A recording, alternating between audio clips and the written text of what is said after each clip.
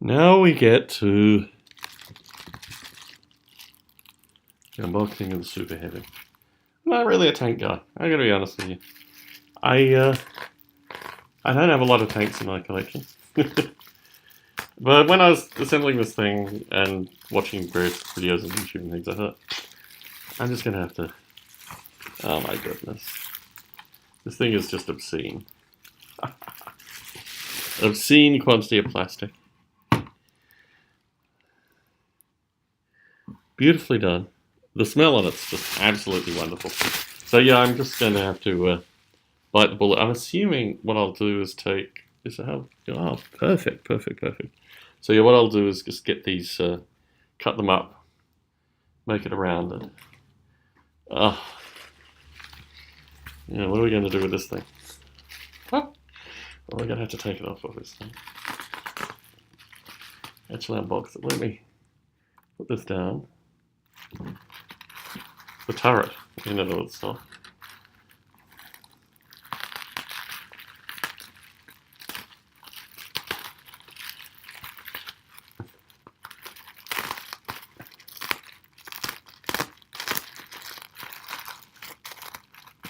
Oh. Yeah, this is where it gets interesting. This is where it gets very interesting. This is where the unwrapping has to be incredibly careful because it has an aerial. This is why I don't like tanks. The breakability of pieces is just... So,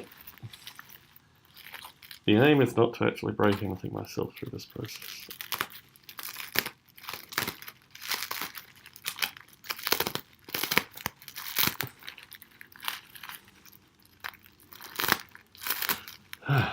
So yes, more opinion, more opinion on Monty's reviews. Lots and lots of reviews associated with miniatures and miniature painting services. One thing that I'm starting to pick up, although they're all 8th edition, is I want square-based fantasy battle reports. So I'm gonna, if you live in the San Francisco Bay Area and you're interested in square-based fantasy, as in Warhammer Fantasy, please get in contact with me, because I would like to do battle reports for old school fantasy just to keep that thing alive. I don't even know, I don't have any participation in Age of Stigma, so I don't know if there are battle reports for Age of Stigma. I'm sure there are. Anyway, I've got to be very careful here.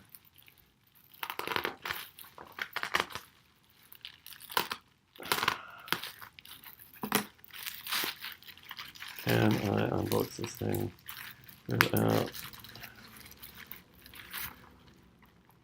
I probably should have specified that anything aerial-like should have been... Okay, this is going to be a real pain. After the unboxing, the repacking has to begin. I think it's already broken. What am I even doing here? It's like a vortex of bubble wrap.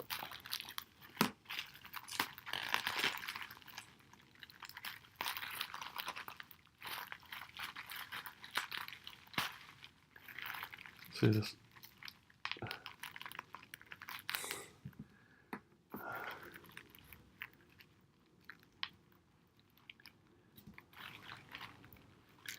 Wow. Well, that is absolutely amazing. Unprecedented, in fact. It's not magnetically attached. So this is going to be really fun to pack and find. Because of this thing, ladies and gentlemen. Oh my goodness. Why would you not magnetically couple it? Well, I haven't, so...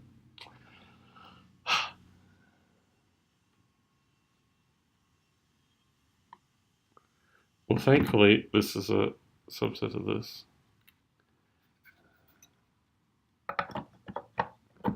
That's the way it goes. Now that is some serious tank. That is some serious tank. Even with the aerial. Serious tank. Maybe even cutting the foam. Okay, so there's a bunch of magnetized stuff that goes on this, which I'm now going to unwrap. There's the aerial. Let's see if there's got most of it down. Okay.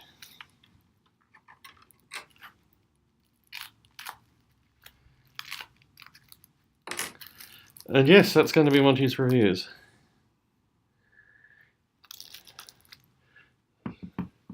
The back end of the tank, the front end of the tank. As a boy, I stopped wargaming when I got to age about 13, 14, because the local game society had men who would be 10 years my junior now, but at the time, they had their tanks with their aerials, and they would say, you can use this tank, but if one aerial is broken, I will come off and snap every aerial off of every tank. And I just thought, okay, these are not humans I want to be seen around. This doesn't seem like a very practical use of my hard-earned Saturday. Wow, look at this. Look at this. So I guess this goes on this side. Oh, little magnets. Oh, I love magnets. If only they'd magnetized on this thing. Anyway. So yes, my tanks with aerials. The reason I got out of wargaming early. That and the squats. The only army I could afford was a squat army, which I gave to my supposed girlfriend at the time, her brother. Which is probably another reason that I have a collection of miniatures. So I guess what I'm trying to say associated with this painting malarkey is that eventually, oh my goodness, so many, I am going to stop sending miniatures out to be painted and just go back to this thing as a somewhat dead collecting hobby. Because the ability to exist in the UK and survive here and all this other stuff, there's no hobby worth that thing. So yes, these things will go.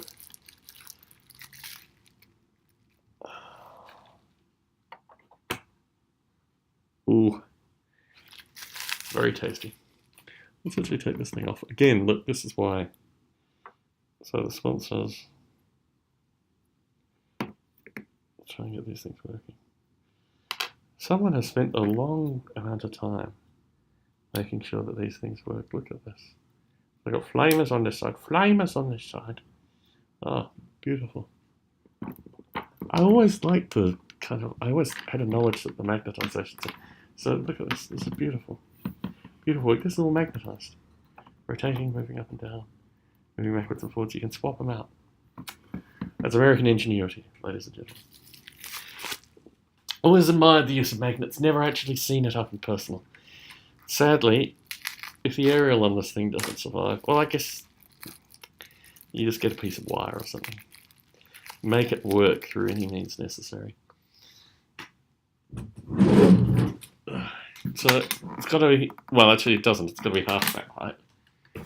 So let's just make it work. It'll take a long period of time. Carving foam. Coming up next, carving foam on Monty's reviews. Long periods of carving foam. So here's the other one. Yeah, this is the bread and butter of people that do this kind of work, right? Getting magnetized sponsons and all this other kind of stuff. And I always found it very cute when I saw, originally photos of it, I guess. And now to actually own something like this will make me savour the time on the area. And the mechanics of it are beautifully done. I mean, this is all plastic with magnets glued in. So let's make it really asymmetric and put bolters on this side. Asymmetric warfare, ladies and gentlemen. How does this work? They put this one on upside down, I think. Well, maybe not, no. Don't doubt the locals, Tom. The locals got it right. You got it wrong. Okay. Look at this. Look at this. Schnapola. Schnapinsky. There we go. And what do I have left over here? Are these smoke? These might be smoke.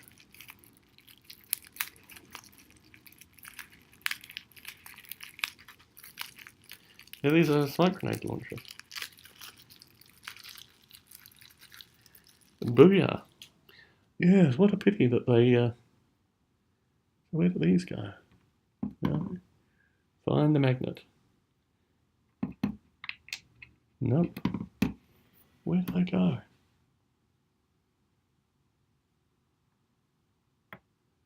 So there's a magnet somewhere here. And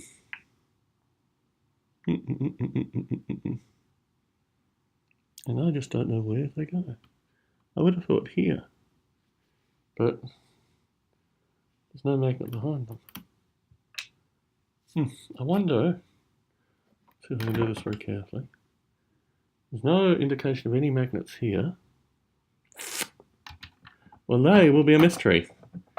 If I have any viewers that can tell me where these things go. So next, Monty's reviews will be cutting foam, ladies and gentlemen. That's the next step.